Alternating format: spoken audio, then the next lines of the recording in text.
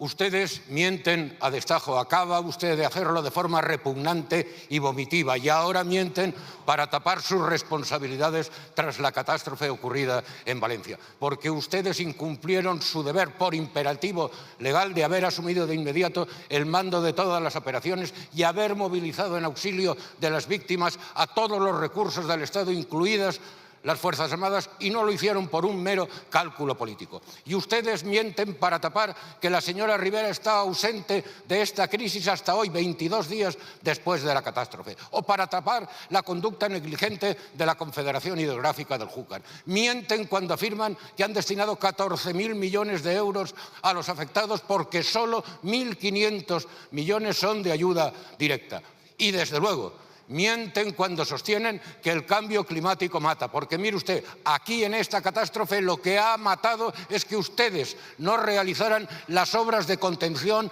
limpieza y encauzamiento del barranco del Pollo que hubieran evitado este drama. Y no lo han hecho en virtud de un discurso fanático ecologista que antepone la conservación de arbustos y cañas a la seguridad de las personas y sus bienes. Por mentir han mentido, hasta inventándose una agresión al presidente del Gobierno para justificar su huida cobarde de Paiporta. Y ahora, en el colmo de la desvergüenza, mienten, tratando de sacar beneficio político de esta tragedia, diciendo que para que los valencianos